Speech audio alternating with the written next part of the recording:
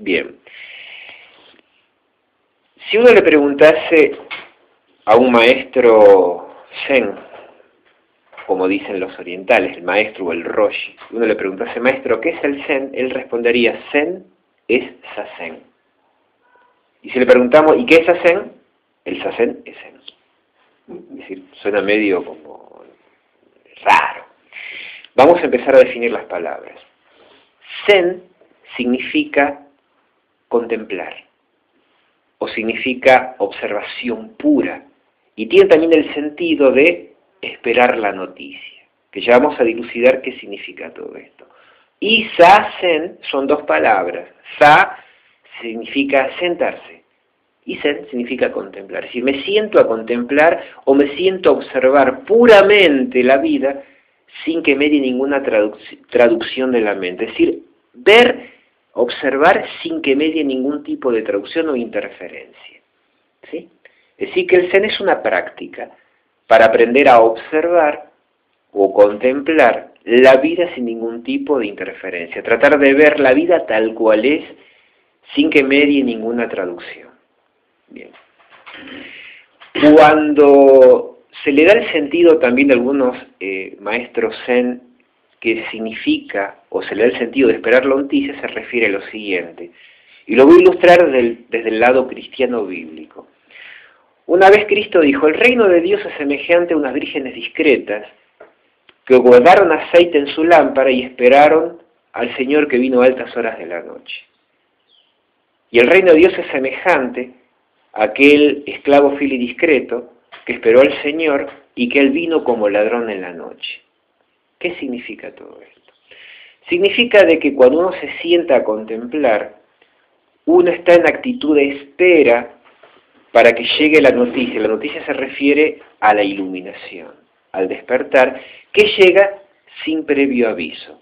Y puede venir un momento más inesperado de nuestra vida, pero para que ese ladrón que viene en la noche o el Señor que viene a altas horas de la noche acontezca, yo tengo que estar en lista de espera.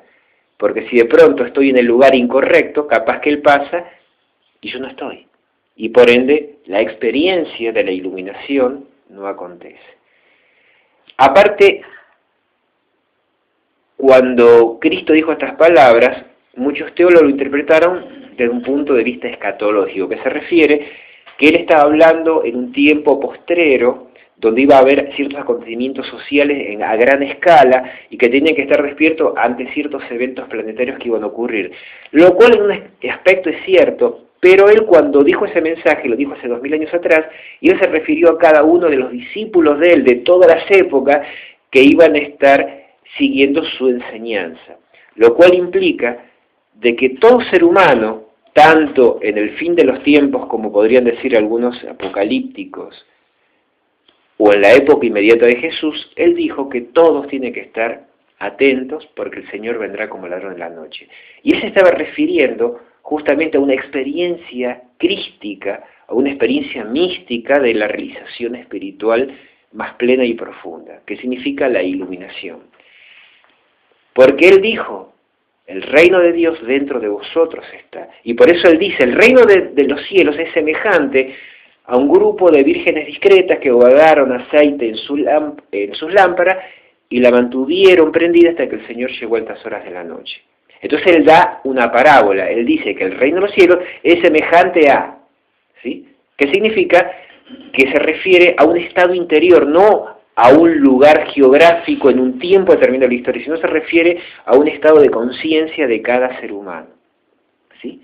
Entonces, eso se llama esperar la noticia, que yo estoy ahí esperando, y en un momento, el Señor, por fidelidad a mi práctica, a mi constancia, se me revela como la verdad original, o como la mente Buda, o como el reino de los cielos. Digamos que ese es el sentido de la práctica. Y uno tiene que practicar con absoluta humildad. Porque acá vamos a hablar de dos pilares del Zen. Para que la contemplación de la experiencia del reino de los cielos o la experiencia del Satori pueda acontecer en nuestra vida, tenemos que tener dos fundamentos muy bien clarificados. Si esos fundamentos no están clarificados, es como que la experiencia del ser no acontece. Porque en las mismas escrituras, y hablando del contexto bíblico y cristiano, dice que Dios es extremadamente celoso. Y que la mínima mácula que aparezca en el practicante es como que el Señor se retira y se contrae, y no aparece. Requiere una devoción exclusiva, dice, una entrega total. Eso significa que la mente en ningún momento tiene que permear o manchar la observación pura de la vida y la realidad. Porque apenas haya un mínimo de traducción, un mínimo de mácula, un mínimo de interferencia, es como que la experiencia de la noticia del reino de los cielos o del Satori no acontece. Entonces, el primer fundamento se le llama Musho Toku, que significa sin intención. Es decir, que cuando yo me siento a meditar no tengo que poner una intención. Por ejemplo, yo vengo a meditar porque estoy muy estresado, estoy con estrés laboral, estoy muy angustiado, estoy muy triste, me siento muy mal.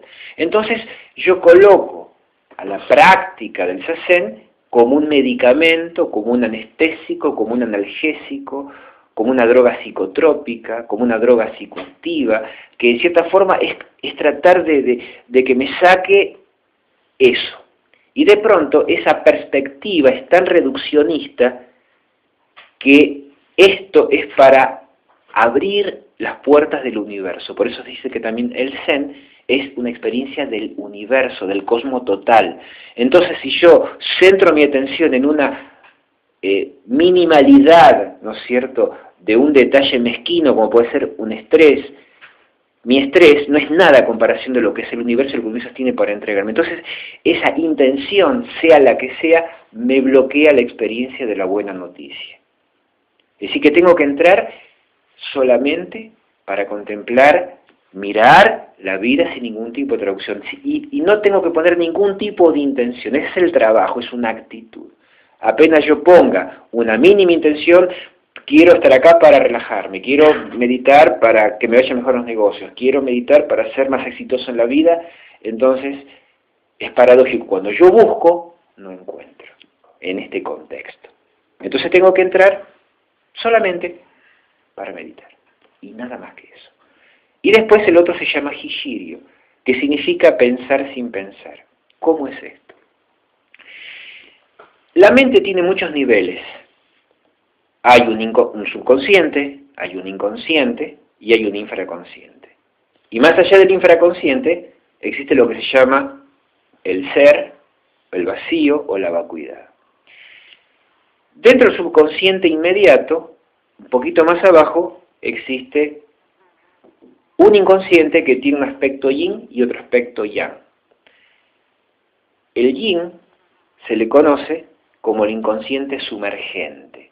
El inconsciente sumergente es aquella área de nuestro inconsciente donde están lo que se llaman las huellas mnémicas o huellas de memoria y todo el complejo traumático, es decir, toda la oscuridad, donde está el odio, la asedia, la pereza, la dualidad, la negatividad, los emergentes de la autodestrucción, de la enfermedad, todo el conflicto, toda la desarmonía, toda la desconectividad está en el inconsciente sumergente, que significa que nos hunde, que no nos permite crecer, no nos permite evolucionar, no nos permite integrar, nos hunde.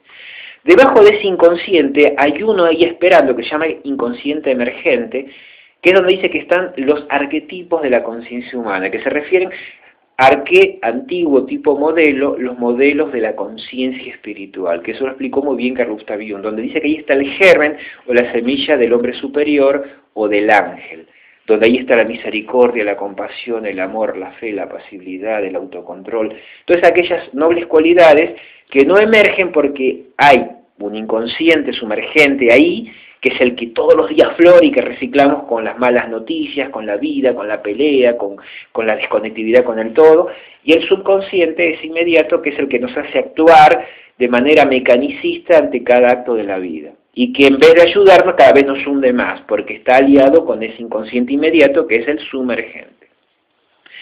Entonces, cuando uno está pensando, reflexionando, siempre está surgiendo de alguno de esos niveles. Y por ende surge un punto de vista donde hay pros y hay contras. Y por ende, como dice el maestro Zenkan, nos aleja de la verdad original. La verdad original se encuentra en un estado de transpensamiento. Es un estado que está más allá de la discursividad, de la conceptualidad, de la semántica, sino que está en ese vacío. Entonces, cuando emerja el pensamiento, el Jishirio tiene que surgir del no pensamiento, del estado del ser donde no hay discursividad, no hay electividad, sino que está todo integrado en una sola y única cosa, que es un estado de vida pura. Entonces, cuando uno aprende a hacer Zazen, tiene que empezar a surgir los pensamientos desde ese estado, porque normalmente nosotros vivimos en un mundo de relaciones, donde no puedo estar todo el día mudo y callado e inactivo, sino que tengo que hacer las acciones, pero el emergente tiene que salir del no pensamiento, que se refiere del estado del ser o la vacuidad. Entonces, esa es la actitud.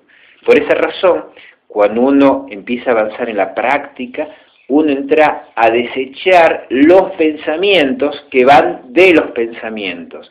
Y cuando surge el pensamiento que emerge del no pensamiento, ese pensamiento tiene un poder que se llama akarma, es decir, que no genera reacción, sino que es un pensamiento que produce una acción.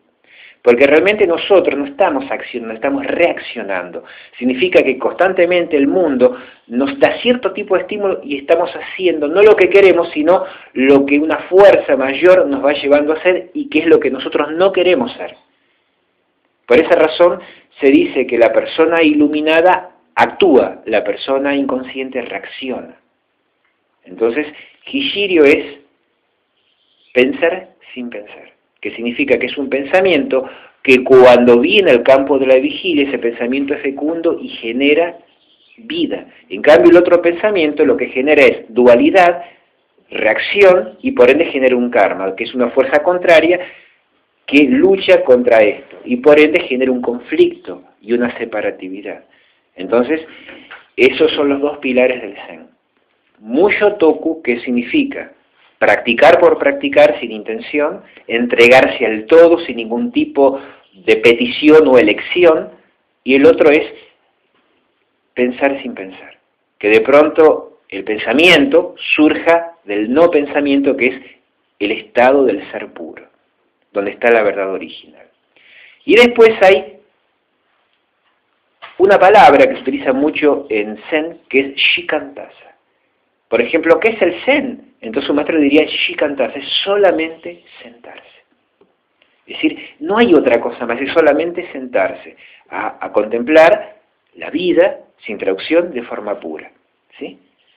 Por ejemplo, el Zen tiene una particularidad, que nosotros acá no manipulamos el pensamiento, no utilizamos mantras, no utilizamos visualizaciones, es decir, como poner cosas y manipular y a ver si puedo torcer la realidad o la verdad o la vida, a ver si se acomoda a mis deseos. No, directamente me entrego tal cual es la cosa. Por esa razón los maestros Zen de la antigüedad decían que uno no tiene que interferir con la naturaleza. Por ejemplo, hay un pensador a quien yo estimo muchísimo, que se llama Alan Watts, que él era inglés y él ya murió hace varios años y fue un gran maestro Zen también.